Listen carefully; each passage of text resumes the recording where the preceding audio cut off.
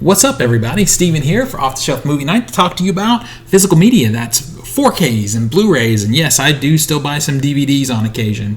There's documentaries out there that are only available on DVD, and then there's some really cool experimental horror movies that are only on DVD. So yeah, I get all of these formats.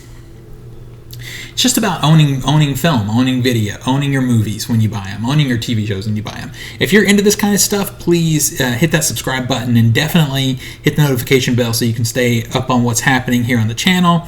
And if you like what you see, a like is appreciated. It helps with the search algorithm. Anyway, moving on. I'm going to talk to you today about a Mercari pickup, something that I just got in.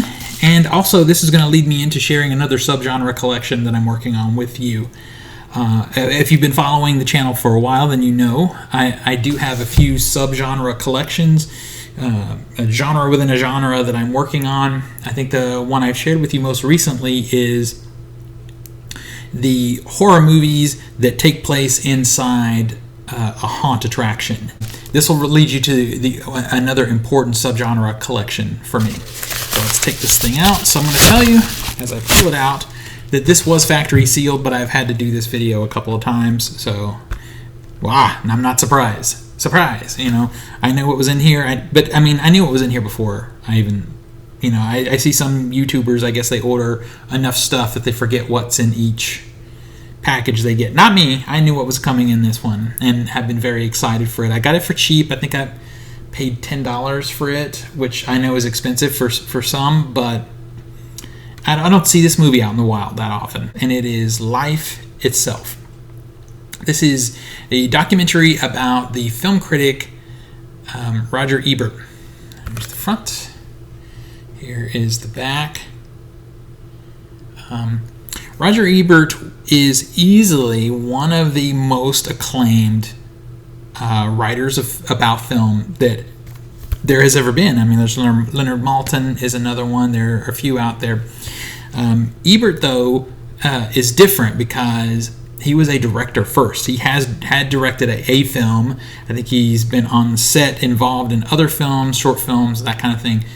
But he has done one particular film, and I don't want to ruin that. I'll let you discover that as you watch the documentary if you haven't seen it. So I respect him. I respect his writings. I look back on his books, and I know as a filmmaker myself, when I read what he says, he has had the experience of working in film, so he knows the passion and the love for the work, and he also kind of understands how you have an idea about how something's going to be, and then it doesn't quite end up being that way once the edit is done, and so he gets all of that. The thing I appreciate the most about him is, even when I disagree with what I'm reading, based on the way he has written it and his expressiveness and attention to detail and his film history influence, I can tell if I'm going to like the film or not. I can tell if I should give the film a try, even if he hates it. So I love that about his writing. So he obviously has been a film critic writing for the Chicago Sun-Times for many years. And then he had a TV series called Skull and Ebert. I think it was in the 80s, maybe into the 90s. I'm not sure on that. I'm kind of talking out of my butt here, and I shouldn't do that. But I know you guys will correct me if you know in the comments below, because I can't remember the exact era. It's been a while since I've seen this film. I saw it at a film festival, actually, and fell in love with it. It is a love letter to film and to the study of film, as well as a documentary about him.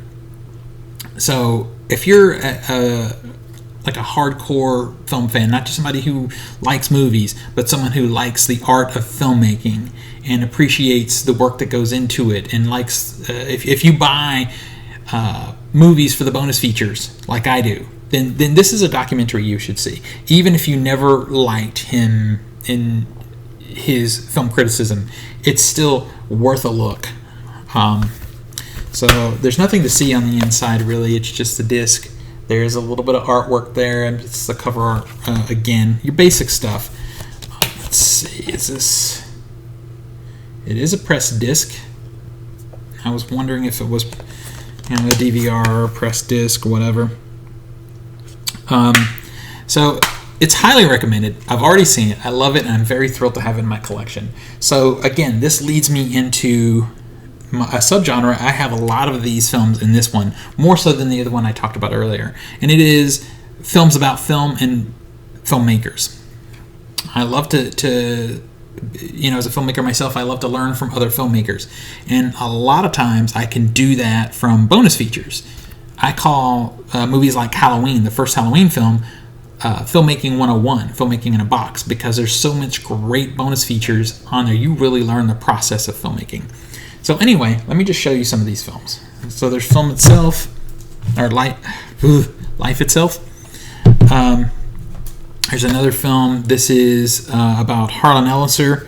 I cannot talk today. I'm not cutting it though. Sorry.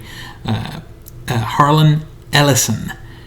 Dreams with Sharp Teeth. Now, Harlan Ellison is primarily a novelist, but I include this in the collection, and I find it to be a very important film as a filmmaker to own, because he has written for TV, he has written for film, he has written episodes of Star Trek, he's written episodes of Babylon 5. You should see this documentary, and you'll learn a lot of what he's done outside of just what you expect as a novelist. And this one is a little bit more artistic, more artsy than the Ebert film, in that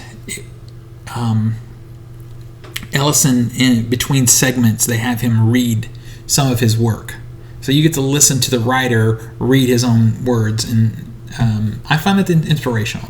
Harlan Ellison is a challenging guy to appreciate because he is very abrasive as a person, but I don't know, maybe that's part of his charm. This film right here is so important to me, I actually have 2 copies of it. It's called The Cutting Edge. This is a documentary about film editing. If you've ever wanted to be a film editor or wondered what it's like to be a film editor, this is a film you should acquire a copy of. It has interviews with some of the greats in film. It has, obviously, you can see there, it has Quentin Tarantino. It is James Cameron. The James Cameron interview is hilarious when you hear him tell you a story about what he tried to do with Terminator 2 to shorten the film. He learned a lot during that film about film editing. This thing is very clinical to some degree. Like, it will show you everything that goes into editing, like the camera shots required to make a scene complete and that kind of thing. It's a great film. So there's a series of these, and I'm trying to find them. This is an AMC series called Movies 101. You can see there's several discs here. And this is interviews with icons of film, talking about their career, and talking about what it's like to be on a film set and making films and telling stories and acting, because this is really, honestly, focused very heavy on the acting side. But I mean, you can see right on the cover, you've got George Clooney and Jennifer Aniston and Martin Scorsese. So these are really cool and really interesting. Give you a different perspective of the process of filmmaking. Next up we have, and you'll wonder why this is factory sealed, because you know I'm very hardcore about watching what you own. But I gifted this film to a film student. I gifted my copy of it. So I had to acquire another copy. And this is a documentary called American Movie. So this film really gets into the basics, the lowest levels of B-grade movie filmmaking from people who love film. It's a story of a filmmaker and his friends who gather around him to help him make his short film. This is a short film he's trying to make that takes 10 years to make. This movie is hilarious. It shows him actually shooting on film, which is something you don't see that often, if ever, nowadays.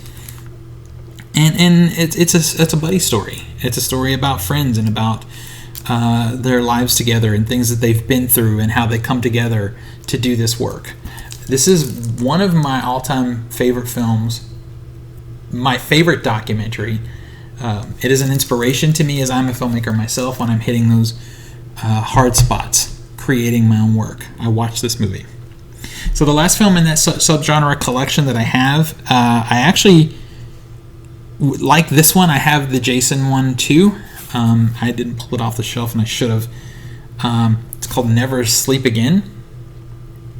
This is a over 4 hour long documentary about the making of all of the Nightmare on Elm Street films. This is your ultimate bonus feature. I need to upgrade this one. I know it is available in Blu-ray, and I want to get that. I just haven't found it. Haven't come across it yet. If you're a fan of these movies, of the Nightmare movies, you of course should have this and watch it.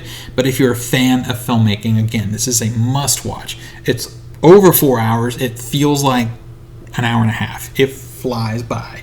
And it has interviews with people on both sides of the camera talking about the process of making all of the Nightmare films. So it is a fascinating documentary, and like I said, a must-watch. So there you go. There's only one other that I didn't pull, and I think it's because I recently watched it, and it's back in the horror section, which, my organizing is a thing for me. But it is a similar documentary to this one, but that focuses on the Friday the 13th franchise. That one is not as good as this one, though. This one of the best movie bonus features that's ever existed. So that'll bring us to the end here. I hope you enjoyed seeing my pickup and my subgenre collection. Please comment and let me know what you think, and let's talk about these films and make some suggestions to me about this if you know of other great films. I can tell you I'm looking for a movie called Lost in La Mancha, which is a documentary about a Brad Pitt movie being made. There's a few others that I'm going to add to this collection, but if you know of some and you want to talk about them, please do so there at the bottom of the screen, right under here, and let's have that discussion. Until next we meet, pull something cool off the shelf, share it with your friends and family, and remind them why watching movies and TV is best with physical media. I really got that wrong today, but I just, for some reason, can't talk today. I don't know what the hell is happening. I'll see you guys next time.